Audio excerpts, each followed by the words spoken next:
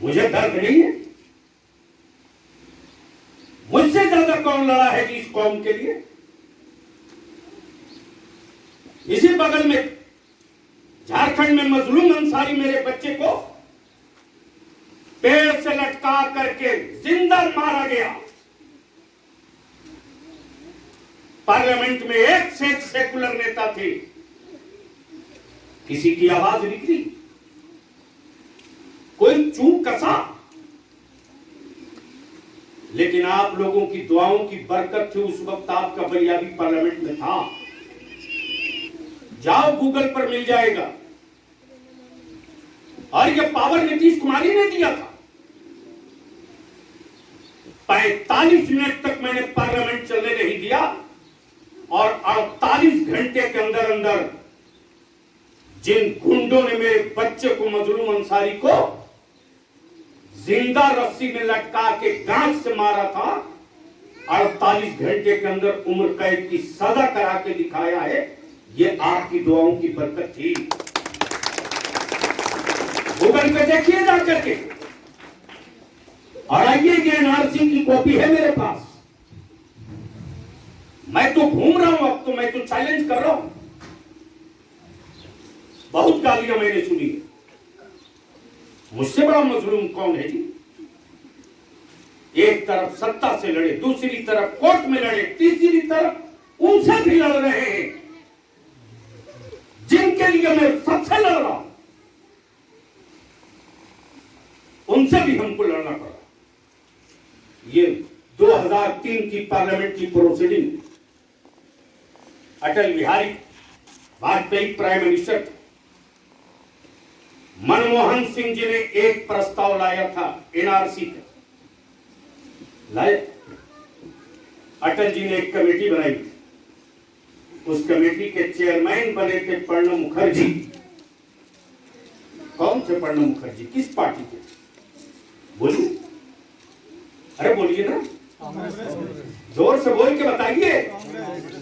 कांग्रेस के। बूटा सिंह कांग्रेस, अंबिका सोनी, जनेश्वर मिश्रा समाजवादी, और हमारे आपके बड़े हमदर्द कहलाने वाले लालू प्रसाद यादव, जिनको खूब धोए हैं कांधे पर। पूछते क्यों नहीं हो कि भागलपुर में मेरी मां बहनों की लाश पर गोभी रोपने वाले को सोने का मुकुट किसने पहनाया था? और 2005 में जब नीतीश कुमार की सरकार बनी तो दोबारा जांच करा करके 3 साल के अंदर 42 गुंडों को उम्र कैद की सजा किसने कराई है, यह भी पूछना चाहिए लोगों को। उस वक्त से बातचीत, दुनिया देख रही थी कि बलियादी क्या कर रहा। व्हाट्सएप फेसबुक पर खूब चल रहे थे, लेकिन मुझे एतमाद था कि लड़ाई हम जीतेंगे।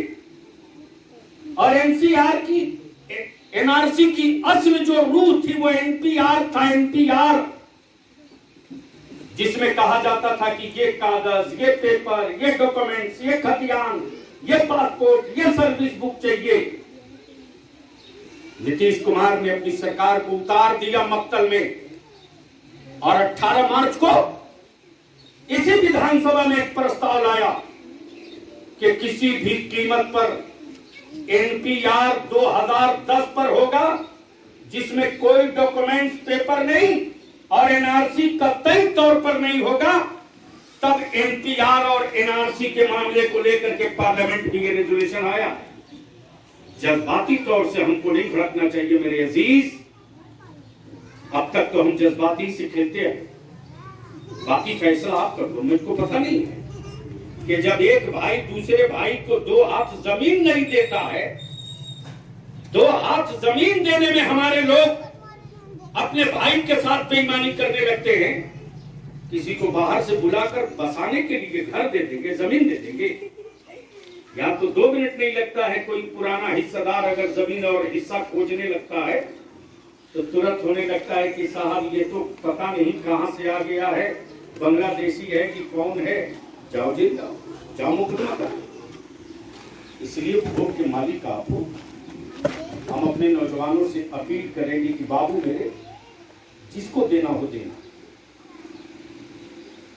आप मालिक, लेकिन जज्बात में नहीं मेरे अजीज। बहुत नुकसान कर चुके, बहुत नुकसान कर चुके, नुकसानों की लंबी लिस्ट। ठीक है मौलाना नूरानी साहब, अब बड़ी मुश्किल से हमारे बच्चे कुछ कॉलेज, कुछ स्कूल, कुछ वीडियो, कुछ सीईओ। मुझको पता नहीं कि 2005 में मुसलमानों ने कितना वोट नीतीश कुमार को दिया, ना के बराबर। 2010 में भी ना के बराबर। लेकिन कोई माइक कला ये नहीं कह सकता कि नीतीश कुमार ने सबको दिया और मुसलमानों को छोड़ दिया हो, बल्कि नीतीश कुमार ने जितना सबके लिए किया है उतने ही मुसलमानों के लिए भी किया है। एक रत्ती बराबर भी कहीं किसी के साथ बेईमानी या नाइंसाफी नहीं किया। इसलिए इन्हीं चंद जुमलों के साथ हम आपसे अपील करेंगे, गुजारिश करेंगे कि जज्बात से ऊपर उठिए, आप कुछ पढ़िए लिखिए और उसके बाद आप अपने वोट का इस्तेमाल कीजिए। सबको मांगने का हक है, हमको भी हक है, और हम भी मांगने के लिए निकले हैं। ये पूरी जमात आई है मांगने के लिए। इसलिए मैं आपसे इतनी सी बात की इल्तिजा करूंगा कि 2-3 बात जरूर पूछ लेना कि 2003